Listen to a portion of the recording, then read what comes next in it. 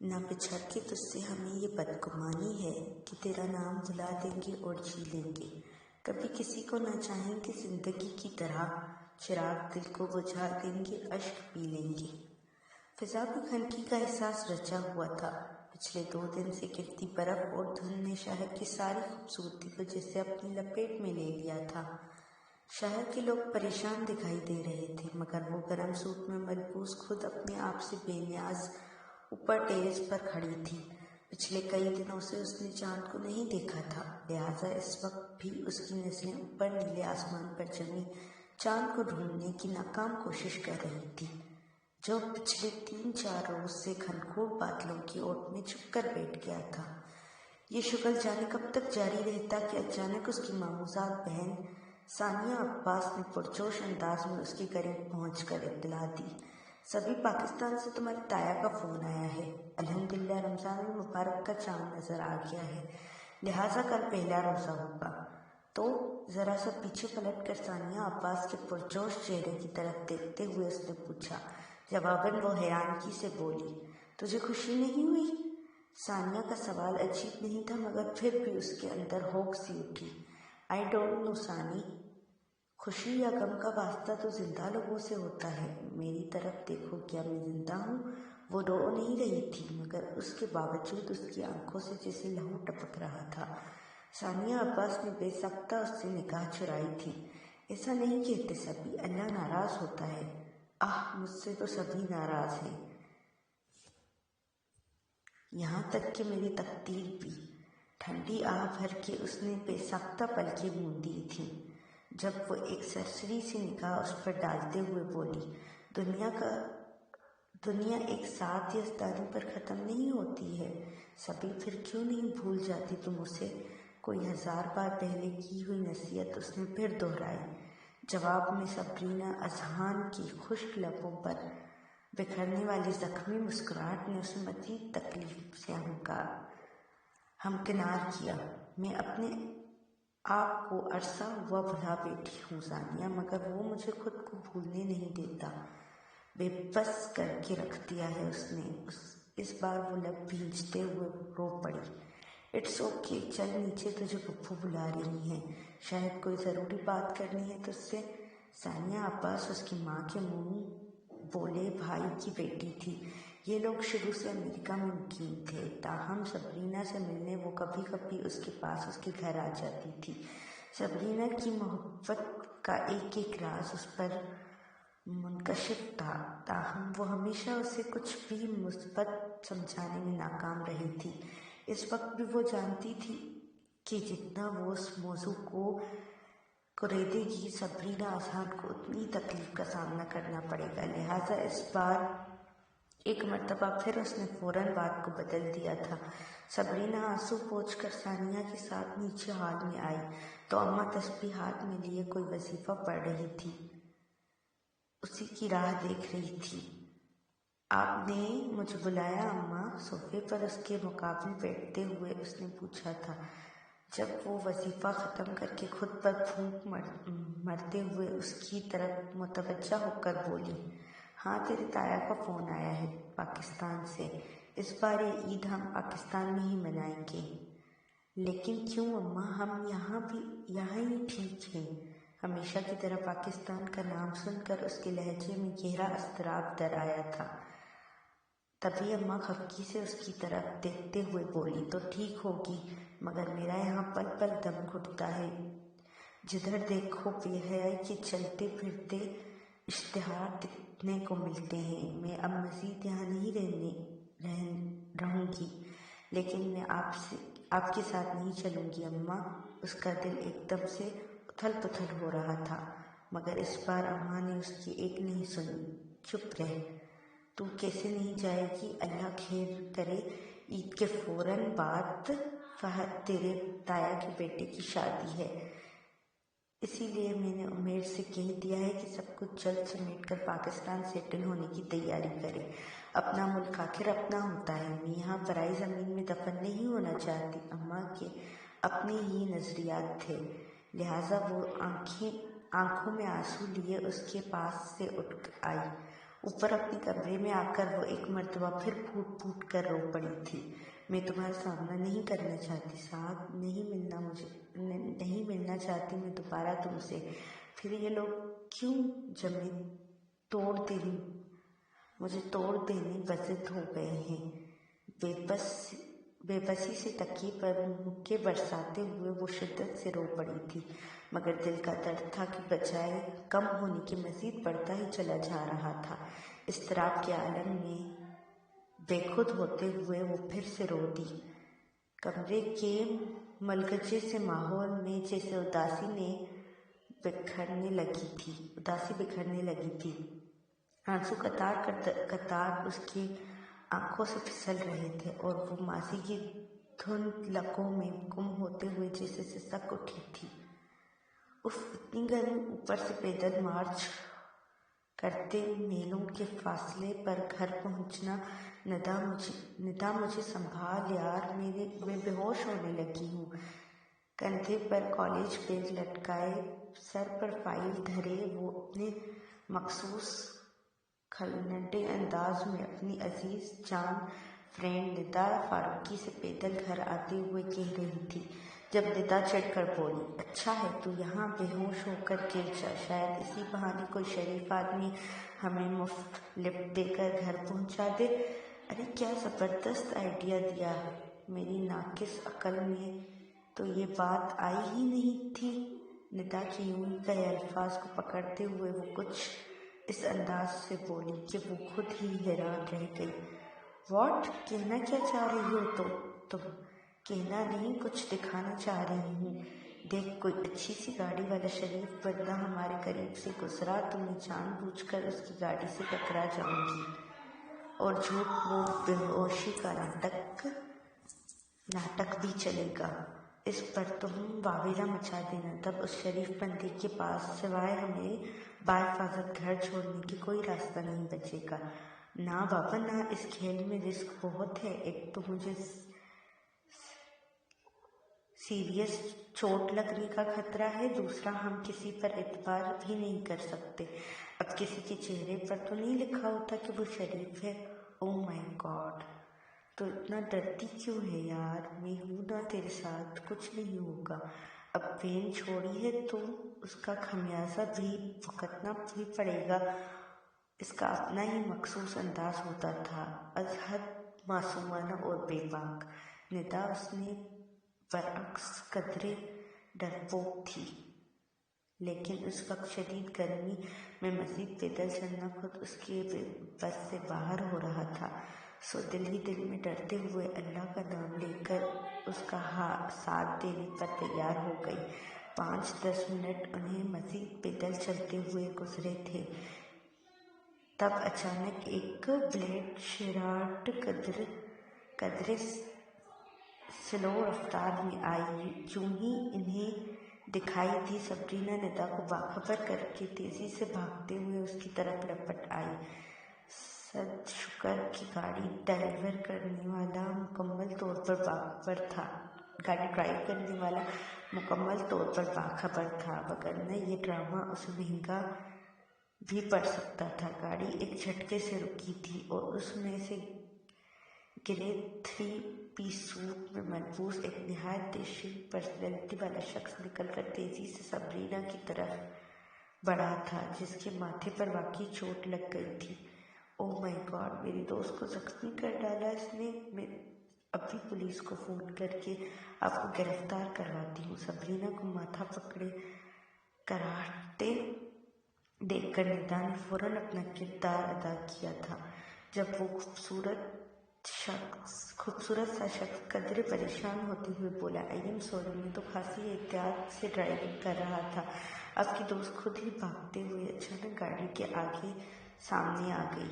एक तो चोरी, ऊपर से सीना सॉरी। मैं कुछ नहीं जानती, फौरन घर छोड़कर आई, वगरना बड़े अमीर बाप की बेटी है मेरी दोस्त, आपको जान छुड़ानी मुश्किल हो जाएगी। निदा एन सबरीना की हिदायत के मुताबिक बोल रही थी, लिहाजा मजबूरन नौजवान को उनकी बात माननी पड़ी।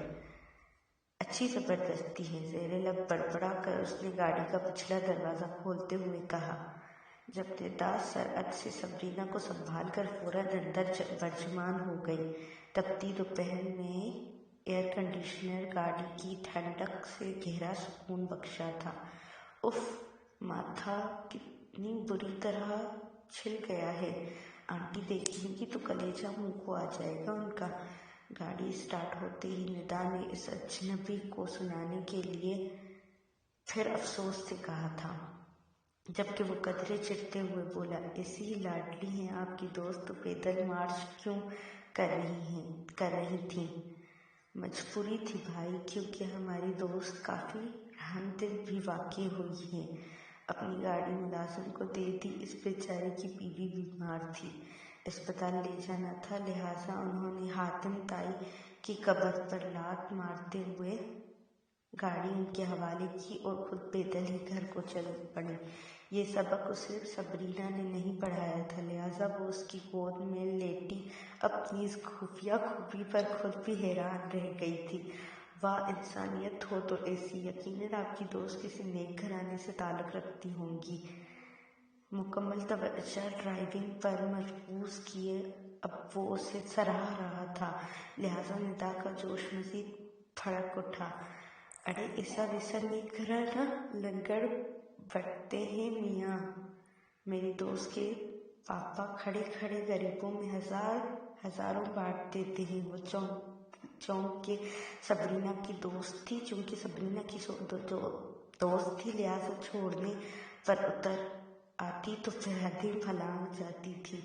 ज़बरदस्त, इतनी मुअज़्ज़ज़ और अमीर लड़की आज मुझसे टकरा गई। मैं तो उसे खुश नसीबी ही समझूंगा। पता नहीं वो वाकई इसकी गुफ्तगू से मुतासर हो रहा था या इन्हें मक्खन लगाने की कोशिश कर रहा था। बहरहाल घर से कुछ दूर ही निदा ने उसे गाड़ी रोकवा ली थी। बस यहाँ ही रोक दें, किसी मुलाजिम ने देख लिया तो घर में सबरीना से बाज पर्स शुरू हो जाएगी। आखिर को नेक और मुअज़्ज़ज़ घराने से ताल्लुक़ रखती है मेरी दोस्त। सबरीना का दिल चाह रहा था कि आज इतनी कामयाब अदाकारी पर उसका मुंह चूम ले, मगर फ़िलहाल वो उस पोजीशन में नहीं थी, लिहाजा खामोशी से गाड़ी से उतर आई। Sorry again. नहीं, मेरा ख्याल है ज़ख्म ज़्यादा गहरा नहीं है, लेकिन फिर भी आइंदा सड़क क्रॉस करते हुए एहतियात कीजिएगा। लिबास की मांद उसका लहजा भी काफ़ी सुलझा हुआ था, ताहम सबरीना बस एक सरसरी निगाह डालकर आगे बढ़ आई थी। आगे कुछ ही लम्हों में वो गाड़ी लेके वहाँ से गायब हो गया तो दोनों दोस्तें एक दूसरे के हाथों पर हाथ मार कर खुशगवार अंदाज में खिलखिला उठी। बोल, कैसा रहा मेरा आइडिया? घर के करीब पहुंचकर सभी ने निदा से पूछा था, जब वो भी अपने घर में दाखिल होते हुए हंसकर बोली, ज़बरदस्त आइडिया भी आपकी ज़हानत से ज़रूर फ़ायदा उठाएंगे। आइंदा भी आपकी ज़हानत से ज़रूर फ़ायदा उठाएंगे। अगले रोज़ संडे था और उन्हें अपनी अजीज़ तरीन दोस्त मारिया ज़हीर की शादी में शिरकत के लिए जाना था। दोनों ने काफ़ी पहले से ही तैयारी कर रखी थी। निदा की निस्बत सभी का घराना कम खुशहाल था। वो कुल 5 बहन भाई थे, 2 भाई और 3 बहनें। एक भाई से सबसे बड़ा था और एक सबसे छोटा, जबकि तीनों बहनों में से एक की शादी हो चुकी थी। उसके वालिद जनाब अनवर सिद्दीकी साहब एक स्कूल में 10,000 माहवार तनख्वाह पाने वाले दरमियाने स्केल के उस्ताद थे। 10,000 में से 4-5 हज़ार तो बिजली, पानी और टेलीफोन के बिल की नज़र हो जाते थे। बाकी 5,000 में घर का खर्चा, तालीम के अखराजात और बीमारी वगैरह का बोझ उठाना कतई नाकाबिले बर्दाश्त था। नतीजतन अनवर साहब को कई बार जानने वालों से कर्ज लेना पड़ा। गुर्बत के बायस आए दिन घर में हंगामे होते रहते थे, मगर सबरीना ने अपनी नदरी तबीयत के बायस कभी झगड़ों को दिल पर नहीं लिया था। वो हर हाल में खुश रहने वाली लड़की थी। सभी और निदा का साथ बचपन का था। दोनों ने एक ही स्कूल में मैट्रिक तक तालीम हासिल की थी और अब निदा की इसरार और मदद पर सभी उसी के कॉलेज में ग्रेजुएशन भी हासिल कर रही थी और दोनों का आखिरी साल भी था। BA کے بعد ندا کا ارادہ تو یونیورسٹی جوائن کرنے کا تھا، تاہم سبھی شدید خواہش کے باوجود یونیورسٹی کے خواب نہیں دیکھ سکتی تھی، کیونکہ اپنے گھریلو حالات کا اسے بھی بخوبی علم تھا، اور وہ یہ بھی جانتی تھی کہ اماں گریجویشن کے بعد اسے پیا گھر سدھانے کا پورا پروگرام بنائے بیٹھی ہیں، لہٰذا یونیورسٹی جوائن کرنے کا وہ سوچ بھی نہیں سکتی تھی۔ کالج میں ان دونوں فن فیئر شو کی تیاری ہو رہی تھی۔ ان دنوں فن فیئر شو کی تیاری ہو رہی تھی، جس میں ہر سال کی طرح اس سال بھی سبرینا نے بڑھ چڑھ کر حصہ لیا تھا۔ پڑھائی کے معاملے میں بھی وہ کافی تیز تھی۔ ماریا ظہیر کی شادی کا فنکشن چونکہ رات کو رکھا گیا تھا، لہٰذا اسے بڑی مشکل سے اس تقریب میں شرکت کی اجازت مل سکی تھی، وہ بھی محض ندا فاروقی کے بےحد اصرار پر، جس نے اماں کو مکمل اطمینان دلایا تھا کہ وہ پل پل اس کے ساتھ رہے گی۔ رات کو تقریباً 9 بجے ٹیرس کے ذریعے وہ اپنی امیر ترین دوست ماریا ظہیر کے محل جیسے گھر کے وسیع لان میں پہنچی تھی، جس کی ڈیکوریشن اس درجہ مہارت اور عمدگی کے ساتھ کی گئی تھی کہ سبرینا کے ساتھ ساتھ ندا کی آنکھیں بھی حیرت سے پھٹی کی پھٹی رہ گئی۔ ماریا ان سے نہایت محبت اور اپنائیت سے پیش آئی تھی۔ فنکشن ابھی شروع نہیں ہوا تھا، مہمان بھی برائے نام ہی آئے تھے۔ ماریا کو مہندی لگ چکی تھی، مگر وہ ابھی تک باقاعدہ دلہن نہیں بنی تھی، کیونکہ فنکشن اسٹارٹ ہونے میں ابھی بہت ٹائم تھا۔ مزید ایک گھنٹہ کیسے گزر گیا سبرینا کو احساس تک نہ ہو سکا۔ موقع اور تقریب کی مناسبت سے آج اس نے خاصا نفیس سا لائٹ پرپل اور سی گرین کے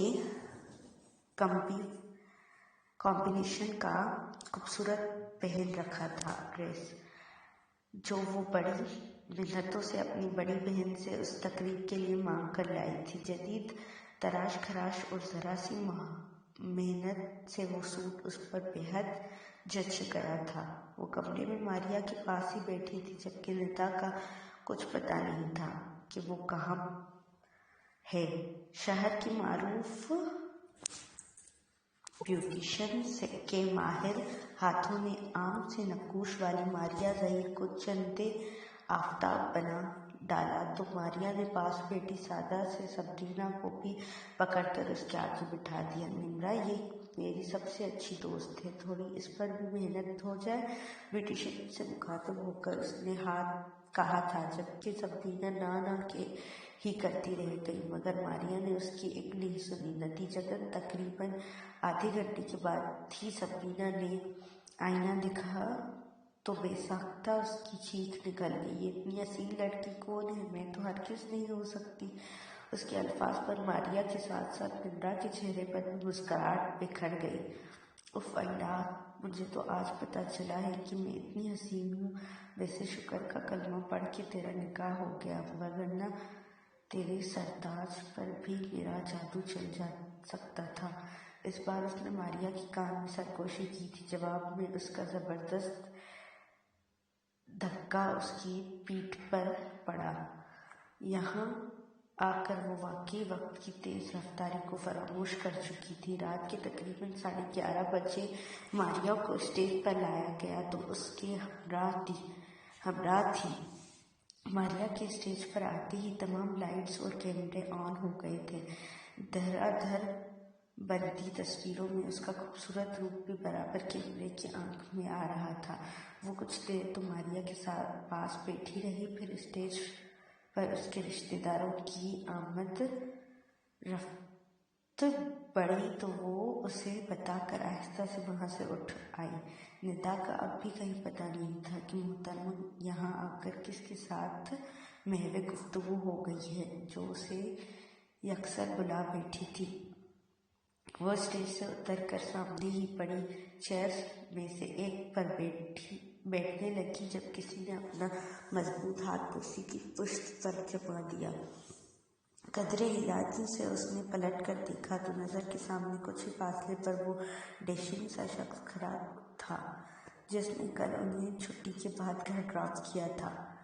بات زیادہ دنوں پر محیط ہوتی تو وہ شاید سبرینا اسے بلا دیتی، बुला भी देती, मगर कल का वाक़या अभी जहन में ताज़ा था, लिहाजा उस पर खामखा का राउट डालते हुए बोली, इस बदतमीज़ी का मतलब? किस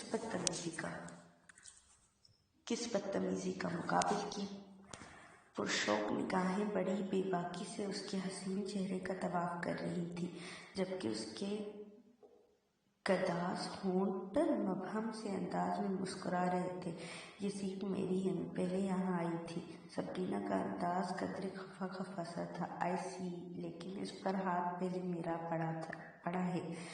वो अब भी उसके खफा अंदाज से लुत्फ कशीद कर रहा था। तभी सबरीना को गुस्सा आ गया। देखिए, आप मुझे जानते नहीं हैं तो क्या हुआ, इतनी सी बात को दिल पर क्या लेना। 2-3 बारी में इत्तेफाकी टकराव होता रहा तो एक दूसरे के बारे में जान भी जाएंगे। वैसे मुझे साद यज़दानी कहते हैं, मारिया के भाई नुमान का बहुत करीबी दोस्त हूँ।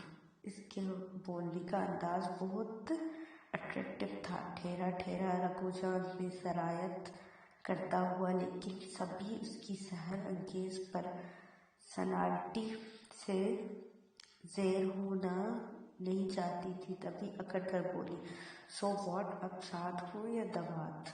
मुझे आपसे क्या लेना देना?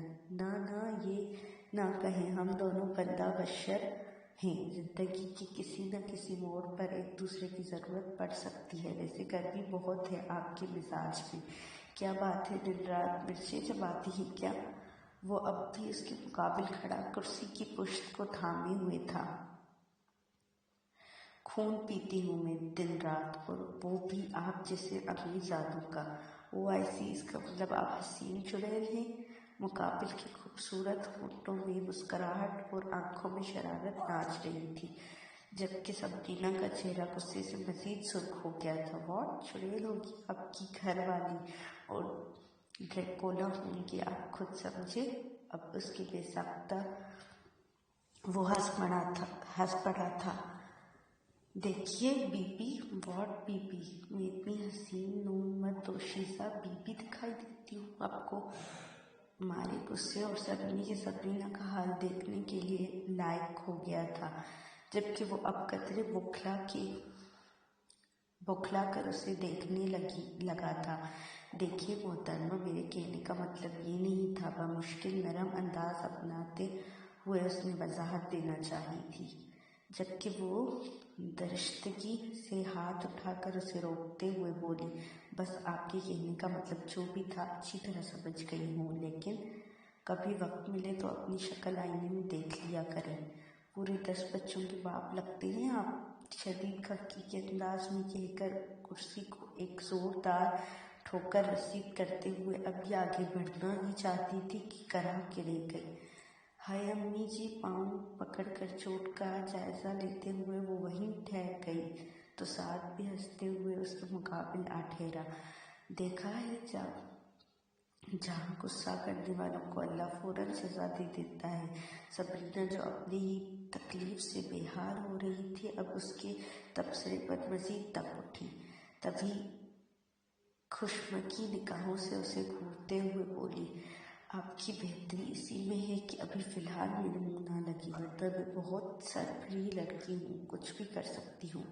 मसलन। दूसरी तरफ उसकी धमकी के परवाह किए बगैर खासे मिजाज मज़े से बोला तो सभी का पारा मज़ीद चढ़ गया। लिहाजा इस बार उसने दांत कचकचाते हुए कहा था, मसलन मैं आपका सर भी फाड़ सकती हूँ। मोस्ट वेलकम बेब, बंदा हाजिर है। वैसे फ़िलहाल ना सही, बाद में तो आपके मुँह लग सकता हूँ ना, वो भी शायद अपने नाम का एक ही था। ताहम उससे पहले कि सबरीना मज़ीद तंग के कुछ कहती, निदा तेज़ चलती उसके करीब आ गई। अरे क्या हुआ सभी, ये पाँव पर चोट कैसे लग गई तेरे? उसकी नज़र सबसे पहले सभी के जख्मी पाँव पर ही पड़ी थी। तभी फिक्रमंदी से बोली तो साथ फिर बेसाख्ता बोल उठा, डोंट वरी मोहतरमा, आपकी दोस्त दर्द प्रूफ हैं। कल एक्सीडेंट का इन पर कुछ असर नहीं हुआ तो ये बेचारी मामूली सी चोट इनका क्या बिगाड़ सकती है। अरे आप भी हैं? हाँ आओ, अमेजिंग। वो उसे भले ही देख चुकी थी, अब तो महज बन रही थी, लिहाजा जवाब में साद ने महज मुस्कुराकर उस बात में सर हिला दिया। निदा तो उनके साथ थोड़ी मगजमारी कर, तब तक मैं अपनी एनर्जी बहाल करके आती हूँ। कड़ी निगाहों से घूरते हुए वो आगे बढ़ी तो साद एक मरतबा फिर खिलखिला उठा। अगले 10-15 मिनट तक निदा उसका तफसीली इंटरव्यू लेती रही थी। सफीना की नज़र जब हाथ पर बंधी नफीस सी रिस्ट वॉच घड़ी पर पड़ी तो उसकी आंखें गोया अब्बल आई। ओ माय गॉड, 12:30 का टाइम हो गया और मैं डफर अभी तक दंदनाती हुई फिर रही हूँ। यकीनन आज तो अम्मा के हाथों दुर्गत बनने वाली है। दिल ही दिल में खुद को सुनाती वो मारिया की मम्मी के पास चली आई, जो अपनी जैसी नफीस खातून के साथ बातों में मशगूल थी। आंटी, टाइम बहुत ज़्यादा हो गया है, अम्मी घर पर परेशान हो रही होंगी, लिहाजा मैं अब इजाज़त चाहूँगी, लेकिन अभी तो खाना लग रहा है। बेटी, खाना खा कर जाना। नहीं आंटी, खाना खाने में देर हो जाएगी, मैं फिर आ जाऊँगी, अभी प्लीज़ इजाज़त दें। मारिया नाराज़ होगी बेटे, और मुझे भी अच्छा नहीं लगेगा। वो उसे रोकने पर मुसर थी, जबकि अम्मा के डर से सफीना का हलक खुश्क हो रहा था। सो वो इल्तिजाया लहजे में बोली, सॉरी आंटी, अभी मेरे लिए मज़ीद रुकना मुमकिन नहीं है। मारिया से मैं खुद बात कर लूँगी, प्लीज़। ओके, घर वापस कैसे जाओगी? गाड़ी है तुम्हारे पास? बादल नाख्वास्ता उन्हें सफीना की जिद मानना पड़ी थी, जब वो लफी में सर हिलाते हुए बोली, नहीं निदा है मेरे साथ, हम टैक्सी में चले जाएंगे। नहीं बेटे, इतनी रात में 2 जवान बच्चियों को मैं टैक्सी में भेजने का रिस्क नहीं ले सकती। तुम रुको, मैं नोमी को देखती हूँ, वो घर छोड़ आएगा तुम्हें। कहने के साथ ही वो निगाह दौड़ाती आगे बढ़ गई तो मजबूरन सभी को निदा की तरफ आना पड़ा, जो अभी तक साद यज़दानी से जुड़ कर बैठी जाने किन मौज़ूआत पर सैर हासिल गुफ्तगू कर रही थी। चलो निदा, टाइम बहुत हो गया है, मेरा ख्याल है अब हमें घर चलना चाहिए। साद को अक्सर नज़रअंदाज करके उसने निदा से कहा था, जो उस वक्त कतई खुशगवार मूड में बैठी गुजरते वक्त से अक्सर बेखबर थी। अभी खाना लग रहा है, सभी कुछ देर ठहर के चलते हैं। नहीं, मेरा सर बहुत दर्द कर रहा है, मैं मज़ीद 1 मिनट यहाँ नहीं रुक सकती। मैंने आंटी से कह दिया है, वो हमें घर ड्रॉप करवा देंगी। ओके, तो फिर तुम जाओ, मैंने पापा से बात कर ली है, 1 घंटे बाद वो भाई को भेज देंगे।